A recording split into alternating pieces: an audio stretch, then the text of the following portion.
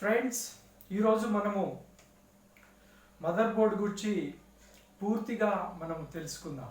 Mother బోర్డ్లో ఉండే ఈ కాంపోనెంట్స్ గురించి మరియు మదర్ బోర్డ్లో ఉండే వివిధ విభాగాలు, చిప్ సెట్ల గురించి మనం వివరంగా నేను చెప్పబోతున్నాను.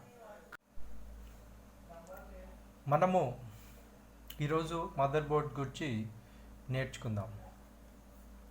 మదర్ బోర్డ్ అనేది ఎలక్ట్రానిక్ కాంపోనెంట్స్తో తయారు చేయబడతాయి. ఇవన్నీ మదర్ బోర్డ్లో ఉన్నాయి. ఇవన్నీ ఎలక్ట్రానిక్ కాంపోనెంట్స్. ఈ ఎలక్ట్రానిక్ కాంపోనెంట్స్లో ఒక్కొక్కటిగా నేను ఇప్పుడు చెప్తాను. ఫస్ట్ది రెసిస్టర్స్. ఇక్కడ ఉన్నాయి చూడండి, రెసిస్టర్స్. ఇవి రెసిస్టర్స్. తర్వాత సెకండ్ది కెపాసిటర్స్. ఇవి ఇక్కడ ఉన్నాయి కదా మదర్ బోర్డ్లో, ఇవి కెపాసిటర్స్ అన్నమాట. కెపాసిటర్స్ లేదా కండెన్సర్స్ అని కూడా అంటారు దాన్ని. Condensers, capacitors. థర్డ్ది ఆర్ఎఫ్ క్రిస్టల్స్. Crystal oscillators. అవి ఇక్కడ ఉంటాయి చూడండి మదర్ బోర్డ్లో. ఒకటి మెయిన్ క్లాక్ జనరేటర్ ఐసీ దగ్గర ఉంటుంది. ఇంకోటి సౌండ్ ఇక్కడ ఉంది చూడండి. ఫోర్త్ది మనం కాయిల్స్. ఇదొక కాయిల్, ఇదొక కాయిల్, ఇక్కడ ఒక కాయిల్. ఇది చూడండి, ఇవి కాయిల్స్ అన్నమాట. ఇవి ఇక్కడ కూడా ఎక్కడైతే పవర్ అందిస్తారో అక్కడ ఉంటాయి కాయిల్స్. ఇండక్షన్ కాయిల్స్ అంట. ఇంకా ఐదవది డయోడ్స్ ఉంటాయి. డయోడ్స్ మీకు చూపిస్తాను. ఇది ఒక డయోడ్. ఇక్కడ ఉంది కదా డయోడ్స్. ఇక్కడ డయోడ్స్ అన్నమాట. అవి సిక్స్త్ది ట్రాన్సిస్టర్స్ అండ్ మాస్ఫెట్స్. ఇక్కడ యూజ్ చేసినవి 1 2 3 4 5 6 7 8. ఇవి విఆర్ఎం సెక్షన్లో ఉన్నవి మాస్ఫెట్స్ అన్నమాట. ఇక్కడ చిన్నగా ఉన్నాయి కదా మైక్రో ఎస్ఎండి టైపు ట్రాన్సిస్టర్స్. ఇవే ట్రాన్సిస్టర్స్ ఇక్కడ మదర్ బోర్డ్లో ఉన్నాయి. సెవెంత్ది ఐసి ఆర్ చిప్. ఎయిత్ది ప్రాసెసర్స్. ఈ కాంపోనెంట్స్తో మదర్ బోర్డ్ అనేది తయారవుతుంది. ఇప్పుడు నేను ఒక్కొక్క దాని గురించి వివరంగా చెప్తాను. ఇప్పుడు మనం రెసిస్టర్స్ గురించి తెలుసుకుందాం. రెసిస్టర్ యొక్క సింబల్ ఇది. రెసిస్టర్ సింబల్ ఆర్తో సూచిస్తారు. ఈ రెసిస్టర్ని ఏ విధంగా మెజర్మెంట్ చేస్తారంటే ఓమ్స్ని బట్టి కొలుస్తారు. 10 ఓమ్స్ అని, 20 ohms, 100 ohms, 150 ohms, 250 ohms, 1K resistor అని, అట్లా కిలో ఓమ్స్ రెసిస్టర్స్లో కొలుస్తారు. మామూలుగా అయితే జనరల్గా ఈ రకమైన రెసిస్టర్సే ఉంటాయి. సాధారణంగా ఈ టైప్ రెసిస్టర్స్ ఉంటాయి. కానీ మదర్ బోర్డ్ మీద ఉండే రెసిస్టర్స్ మాత్రం ఎస్ఎండి రెసిస్టర్స్ ఉంటాయి. అన్నమాట. మదర్ బోర్డ్ మీద ఉండేవి ఎస్ఎండి చాలా సూక్ష్మంగా ఉంటాయి. మైక్రో రెసిస్టర్స్ అన్నమాట.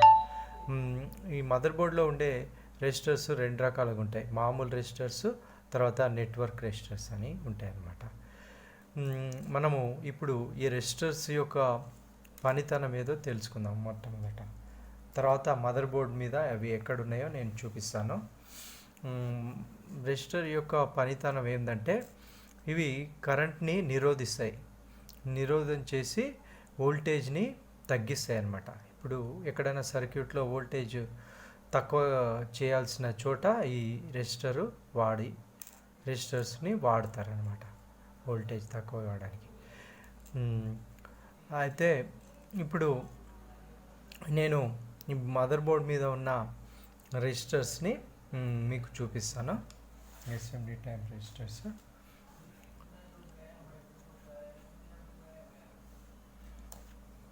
చూడండి, బాగా గమనించి చూడండి.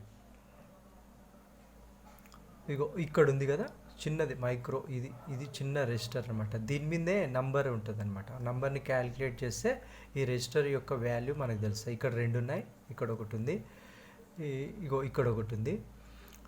ఇక్కడ నేను చూపిస్తాను. ఇక్కడ చూడండి, ఇవి 2 నెట్వర్క్ రెసిస్టర్స్ అనమాట. 2 నెట్వర్క్ రెసిస్టర్ ఇట్లా మదర్ బోర్డ్ మీద అమర్చబడి ఉన్నాయి. ఇక్కడ మనం చూడండి, ఇక్కడ నెట్వర్క్ రెసిస్టర్ అనమాట. ఇక్కడ కూడా ఉంది నెట్వర్క్ రెసిస్టర్.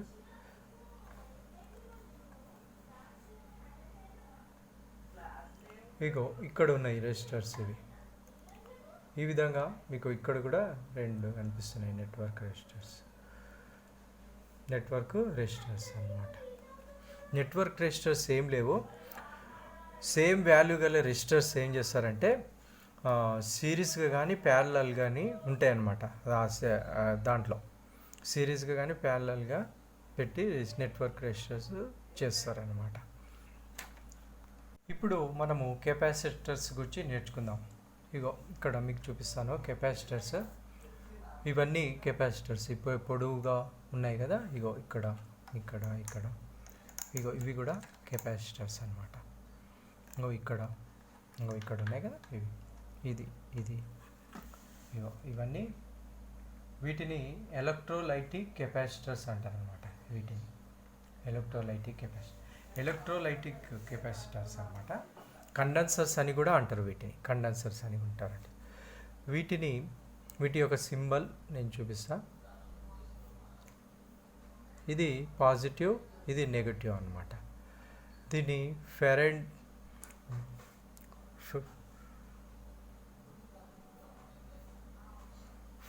ఫెరైడ్లో కొలుస్తారు. ఫెరైడ్లో కొలుస్తారు అనమాట. మైక్రో ఫెరైడ్లో కొలుస్తారు. నేను ఇప్పుడు మీకు ఒక కెపాసిటర్ చూపిస్తాను.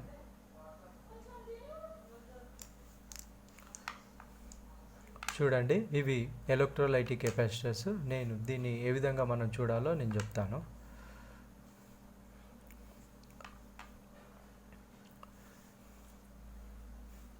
ఇక్కడ మైనస్ అనే ఇండికేషన్ చూపించింది కదా. ఈ లీడ్ మైనస్, ఈ లీడ్ ప్లస్ అని అర్థము. ఇక్కడ 1000 అని రాసింది కదా. 1000 MF అని ఉంది. 1000 MF అంటే 1000 మైక్రోఫెరైడ్స్. ఇది వర్కింగ్ వోల్టేజ్ 25V అని రాసింది కదా. 25 వోల్టేజ్ అనమాట. అయితే ఇప్పుడు మనము దీంతో పాటు డిస్క్ కెపాసిటర్స్ కూడా ఉంటాయి. డిస్క్ కెపాసిటర్స్, సిరామిక్ కెపాసిటర్స్ ఉంటాయి. ఇవి మీకు చూపిస్తాను. ఇవి డిస్క్ కెపాసిటర్ లేకపోతే సిరామిక్ కెపాసిటర్స్ అంటారు.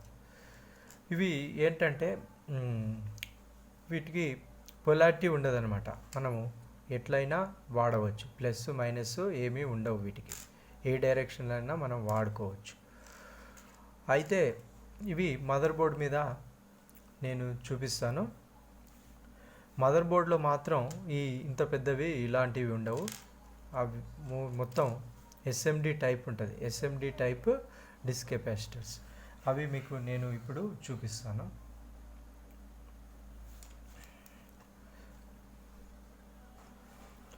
చూడండి, ఇక్కడ ఉంది చూడండి. ఇది ఒక డిస్క్ కెపాసిటర్ అన్నమాట. అలాగే దీంట్లో కూడా నెట్వర్క్ కెపాసిటర్స్ కూడా డిస్క్ కెపాసిటర్స్ ఉన్నాయి. ఇక్కడ ఇది కూడా ఇక్కడ చూడండి. ఈ విధంగా మదర్ బోర్డ్లో ఇక్కడ చూడండి సౌండ్ సెక్షన్లో ఇవి ఇక్కడ ఉన్నాయి చూడండి, ఇక్కడ ఇవి డిస్క్ సిరామిక్ కెపాసిటర్స్ అంటారు. ఇవి సిరీస్లో వాడతారు. ఇవి సిరీస్లో మోస్ట్లీ సిరీస్లో సిగ్నల్ దీంట్లో నుంచి ఫిల్టర్ అయ్యి పాస్ అయ్యి వెళ్ళిపోతుంది అనమాట. దానికోసం ఇవి వాడతారు. లేకపోతే పాజిటివ్ నెగిటివ్ కూడా వాడవచ్చు, నాయిస్ని ఫిల్టర్ చేయడానికి వాడతారనమాట. అయితే ఈ కెపాసిటర్ల యొక్క ఫంక్షన్ ఏమిటి అని చెప్తే ఇప్పుడు నేను నీకు చెప్తాను. ఇవి ఏం చేస్తాయంటే కరెంట్ని స్టోర్ చేస్తాయన్నమాట. వీటిలో కరెంట్ స్టోర్ చేసేసి ఏం చేస్తుందంటే సర్క్యూట్లో వోల్టేజ్ ఏమన్నా వేరియేషన్ ఎక్కువ తక్కువ అయినప్పుడు ఏం చేస్తుందంటే ఇది స్టెబుల్గా ఉంచుతుంది కరెంట్ని. ఎక్కువ తక్కువ వేరియేషన్ వచ్చినప్పుడు ఆ వేరియేషన్ కాకుండా ఉండడానికి దీంట్లో ఎనర్జీ వోల్టేజ్ స్టోర్ అయి ఉండడం వల్ల అది ఎక్కువ తక్కువైనా ఏమీ ఫరక్ పడదనమాట. స్టెబుల్గా ఉంటుంది, ఒకటే వోల్టేజ్ స్టెబుల్గా ఉంటుంది. వోల్టేజ్ని కూడా ప్యూరిఫై చేస్తాయి అన్నమాట ఈ కెపాసిటర్. అందుకే ఇవి ప్రతి సెక్షన్లో వాడతారు. ఇది ఈ సెక్షన్లో ఇక్కడ మా ప్రాసెసర్ వోల్టేజ్ అనమాట. ఇది ప్రాసెసర్ వోల్టేజ్ 12 వోల్టేజ్ వస్తుంది. ఈ కాయిల్ నుంచి ఈ కెపాసిటర్లకి వెళ్తుంది అనమాట. కెపాసిటర్లో ఏమవుతుందంటే ఆ వోల్టేజ్ని బాగా ఫిల్టర్ చేసి స్టోర్ చేసి ఆ వోల్టేజ్ని ఎక్కువ తక్కువ కాకుండా ప్రాసెసర్కి అందిస్తాయి అన్నమాట. ఇక్కడ ప్రతి సెక్షన్లో ఉంటాయి. ఇక్కడ ర్యామ్ సెక్షన్ పవర్ ఉంది కదా, ఇది ర్యామ్కి 1.8 వోల్టేజ్ సప్లై చేసే సెక్షన్ ఇది. ఇక్కడ కూడా మనకు కనిపిస్తున్నాయి ఈ కెపాసిటర్స్. అలాగే ఇక్కడ ఈ బయస్కి కూడా పవర్ అందించే దగ్గర ఒక కెపాసిటర్ వేసారు. అట్లానే సౌండ్ సెక్షన్లో, ఆసిలేటర్ సెక్షన్లో, అన్ని సెక్షన్లలో అన్ని సెక్షన్లకి పవర్ అందించే దగ్గర పాజిటివ్ అన్ని ఐసీస్కి ఒకటి పాజిటివ్ ఒకటి నెగిటివ్ సప్లై వస్తుంది కదా, ఆ సప్లై దగ్గర ఈ కెపాసిటర్ వేస్తారనమాట. ఈ కెపాసిటర్ వేసినప్పుడు అది వోల్టేజ్ని స్మూత్గా మరియు ఫిల్టర్ అండ్ స్టోర్ చేసి ఐసీస్కి అందించడం వల్ల ఏమవుతుందంటే చాలా మంచిగా స్మూత్గా వర్క్ చేస్తుంది, లోడ్ పడకుండా ఐసీస్ మంచిగా పనిచేస్తాయి. అందుకోసమే ఇవి కెపాసిటర్స్ వాడతారు. ఇప్పుడు ఆర్ఎఫ్ క్రిస్టల్ ఆసిలేటర్ గురించి తెలుసుకుందాం. ఆసిలేటర్స్ గురించి దీని యొక్క సిగ్నల్ ఆర్ఎఫ్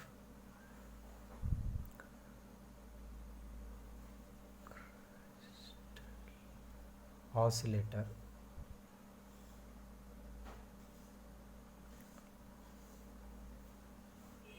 ఇవి ఎక్కడ ఉపయోగిస్తారంటే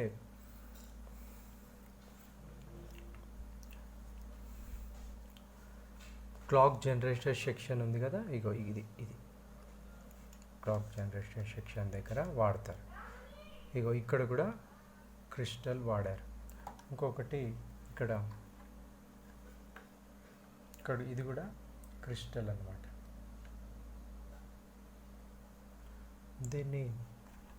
దీని యొక్క సింబల్ నేను చూపిస్తాను, ఇట్లా ఉంటుంది.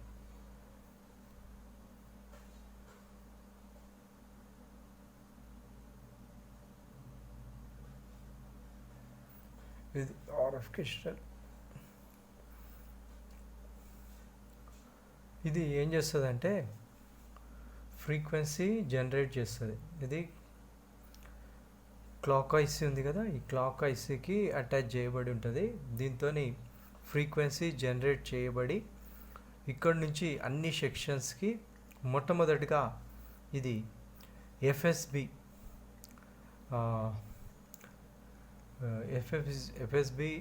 ప్రాసెసర్కి అందిస్తుంది. తర్వాత తక్కిన సెక్షన్స్ అన్నిటికీ క్లాక్ సిగ్నల్ పల్సెస్ పంపిస్తుంది. ఇది ఓపెన్ అయితే మొత్తం మదర్ బోర్డు డెడ్ అయ్యే అవకాశం ఉంటుంది అన్నమాట. ఇప్పుడు మనము కాయిల్స్ గురించి తెలుసుకుందాం.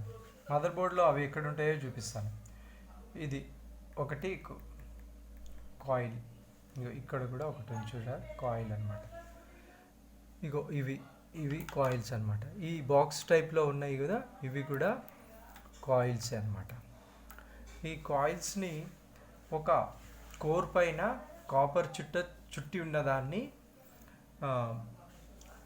ఇండక్టర్ లేదా కాయిల్ అంటారు. ఇప్పుడు దీంట్లో స్పష్టంగా ఉంది, చూపిస్తాను. ఈ మదర్ బోర్డ్ మీద చూడండి, ఇది ఫెరెట్ కోర్ అనమాట. ఈ కోర్ మీద రాగి కాపర్ వైరు చుట్టి ఉంది అనమాట.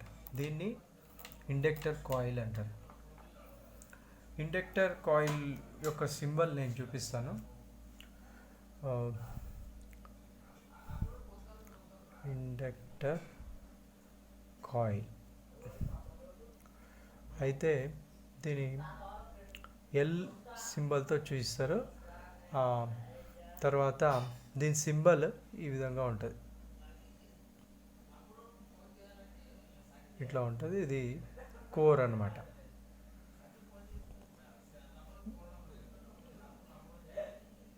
ఇది కోర్, ఇది కాపర్ చుట్ట.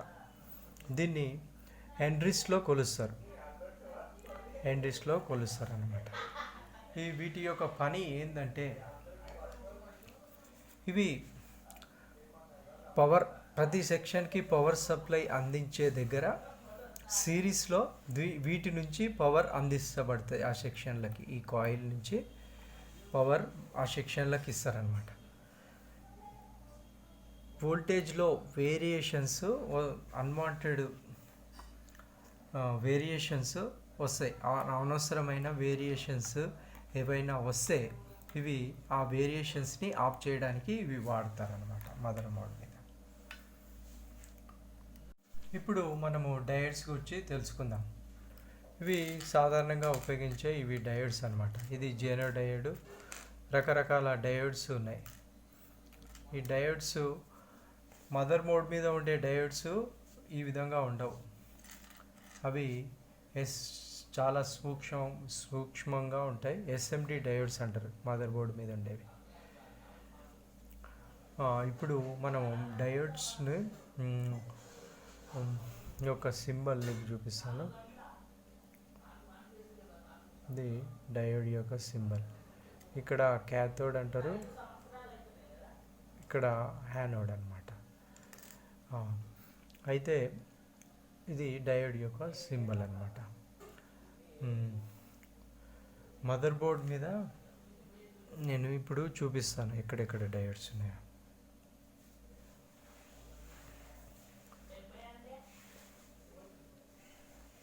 మదర్ బోర్డ్ మీద ఉన్న డయోడ్ ఇగో చూడండి, ఇగో ఇది ఒక డయోడ్, ఇగో ఇది ఒకటి సిగ్నల్ డయోడ్ అనమాట. ఇది ఈ విధంగా డయోడ్స్ ఇగో ఇక్కడ కూడా కనిపిస్తున్నాయి చూడు, ఇదొకటి ఇగో ఇది కూడా ఒక రకమైన డయోడ్, ఇది కూడా డయోడే అనమాట. ప్రతి సెక్షన్లో మనకు అక్కడక్కడ వాడతారు. ఇగో ఇది డయోడ్, ఇగో ఇక్కడ కూడా ఒక డయోడ్ ఉంది. ఇగో ఈ డయోడ్. ఈ డయోడ్లు ఎందుకు వాడతారంటే రెక్టిఫికేషన్ కోసం, మరియు సిగ్నల్ ఫిల్టర్ల కోసం, వోల్టేజ్ రెగ్యులేషన్ కోసం,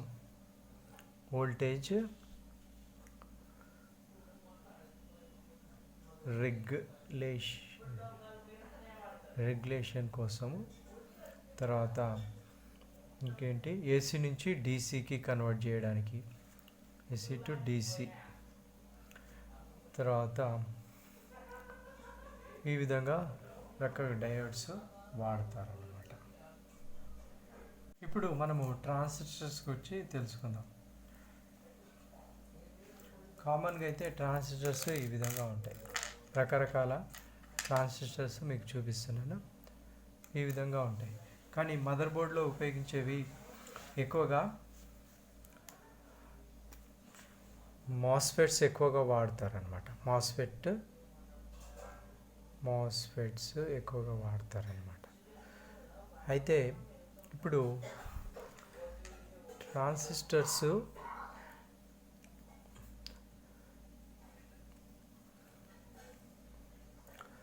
మదర్ బోర్డ్లో ఎస్ఎండి టైప్ ఉంటాయి అని. ఇంకో ఇవి ఇక్కడ చూడండి, 1 2 3 4 5 6 7 8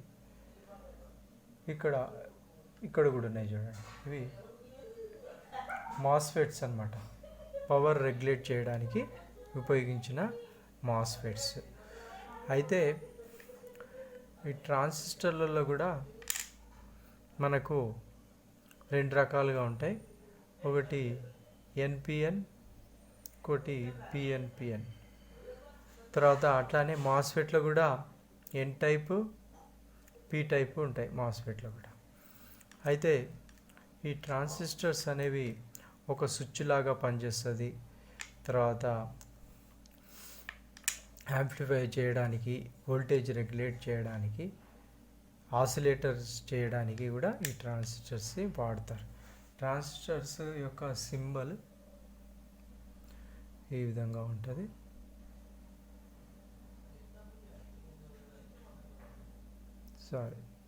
ట్రాన్సిస్టర్ అన్నమాట. ఇది బేస్, ఇది ఎమిటర్, ఇది కలెక్టర్. అట్లాగే మాస్ఫెట్ చూపిస్తాను, మాస్ఫెట్ తీస్తాను. ఒక్క నిమిషం ఆగండి. మాస్ఫెట్ సింబల్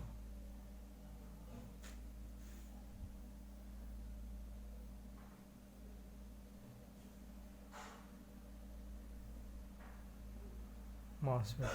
ఇది గేట్, ఇది డ్రైన్, ఇది సోర్స్ అన్నమాట. ఇది మాస్ఫెట్ సింబల్ అన్నమాట.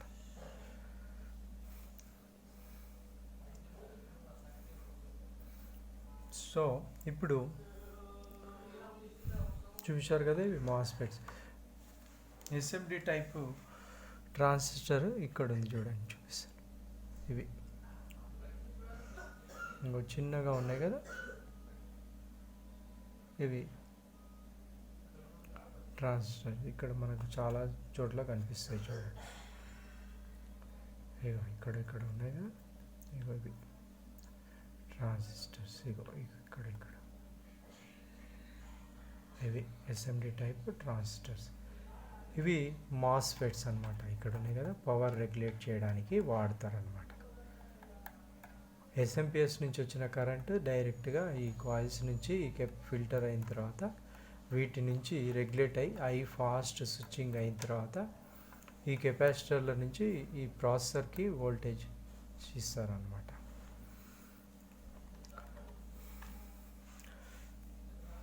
మనం ఇప్పుడు ఐసీస్ గురించి నేర్చుకుందాం. ఐసీస్ అంటే ఇంటెగ్రేటెడ్ సర్క్యూట్ అంటారు. ఇది ఒక ఐసీ లేదా చిప్. ఇక్కడ కూడా చిప్ ఉంది, ఇగో ఇక్కడ కూడా చిప్ ఉంది. ఇది క్లాక్ జనరేటెడ్ ఐసీ అన్నమాట. క్లాక్ జనరేట్ చేసే ఐసీ. ఇగో సౌండ్ చిప్, ఇగో ఇక్కడ ఒక చిప్ ఉంది. ఇవి కంట్రోల్ సిస్టమ్ కంట్రోల్ ఐసీ. ఇది ఐఓఐసి, ఇక్కడ ఐఓఐసి అనమాట. ఇది ఐసిహెచ్ అంటారు దీన్ని. ఇది ప్రాసెసర్. అయితే ఇవి మామూలుగా ఐసీలు ఒక 10 నుంచి కొన్ని మిలియన్స్ ట్రాన్సిస్టర్స్ అన్నీ కలిపితే ఒక ఐసీగా మార్చబడుతుంది అన్నమాట. ఇప్పుడు మామూలుగా ట్రాన్సిస్టర్స్తో తయారు చేసిన ఐసీలను ఏమంటారంటే మామూలుగా ట్రాన్సిస్టర్స్తో తయారు చేసిన దాన్ని టీటీఎల్ ఐసీ అంటారు. మామూలుగా మాస్ఫెట్స్ ఉపయోగించి ఐసీస్ తయారు చేస్తే దాన్ని సిమోస్ అంటారు. మాస్ఫెట్స్ సిమోస్ ఐసీ అంటారు అనమాట. సిమోస్ ఐసీ ఎక్కడ ఉంటుందంటే ఇగో ఇది బయస్ దగ్గర వాడతారు సిమోస్ ఐసీ. ఇది కామన్గా ఇది నేను చెప్పాను కదా, ఇది ఎంసీహెచ్ చిప్. ఇది సిస్టమ్ కంట్రోల్ ఐసీ అంటారు దీన్ని. దీంట్లో కూడా కొన్ని మిలియన్ల ట్రాన్సిస్టర్స్తో చేయబడుతుంది. నార్త్ బ్రిడ్జ్ అని కూడా అంటారు దీన్ని. ఇంకోటి ఐసీహెచ్, ఇది సౌత్ బ్రిడ్జ్, ఇది సౌత్ బ్రిడ్జ్. ఇది కూడా కొన్ని మిలియన్ల ట్రాన్సిస్టర్స్తోని ఏర్పడుతుంది. ఇక్కడ ఉంది కదా, ఇది ఐఓఐసి అన్నమాట. ఇవి ముఖ్యంగా ఇప్పుడు నేను ఈ ఇది ఉంది కదా, సిపియు గురించి మనం చర్చించుకుందాం. సిపియులో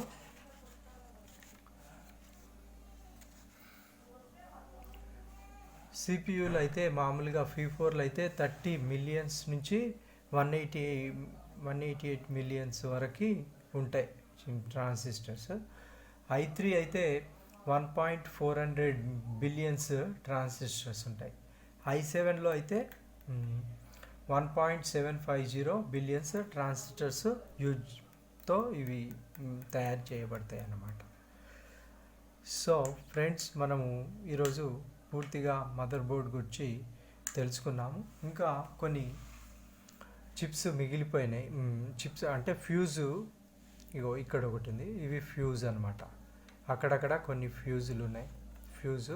ఇవి కీబోర్డ్కి ఏమన్నా USB కానీ షార్ట్ అవుతే, కీబోర్డ్ ఏమైనా షార్ట్ అయితే ఇవి ఓపెన్ అయిపోతాయి అన్నమాట, ఫ్యూజ్. ఇక్కడ కూడా ఒక ఫ్యూజ్ నేను చూపిస్తాను. ఇగో ఇక్కడ USB కోసం ఇది ఒక ఫ్యూజ్ అనమాట. USB ప్రొటెక్షన్ కోసం అట్లా ఫ్యూజులు వాడతారనమాట. ఇక్కడ CMOS బ్యాటరీ 3 వోల్టేజ్ అనమాట. ఇది మనము సిస్టమ్ పవర్ ఆపేసిన తర్వాత కూడా దీంట్లో టైము, మనం హార్డ్ డిస్క్ కాన్ఫిగరేషన్స్ అన్నీ ఈ CMOSలో సేవ్ అయ్యి ఉంటాయి. కాబట్టి ఈ బ్యాటరీతోని దీనికి సప్లై అందడం వల్ల అవి CMOS సెట్టింగ్ అట్లానే ఉంటుంది. మనం ఆన్ చేసినప్పుడు డే టు టైము మనకు కరెక్ట్గా రన్ అవుతానే ఉంటుంది. ఇది మదర్ బోర్డ్ గురించి ఇవి మనం ఈరోజు నేర్చుకున్నాం. Thank you. Please subscribe my channels. ఇంకా మంచి వీడియోస్ ఇక ముందు చేయబోతున్నాను. మీరందరూ జాగ్రత్తగా నా ఛానల్ని సబ్స్క్రైబ్ చేయగలరని వేడుకొంచున్నాను.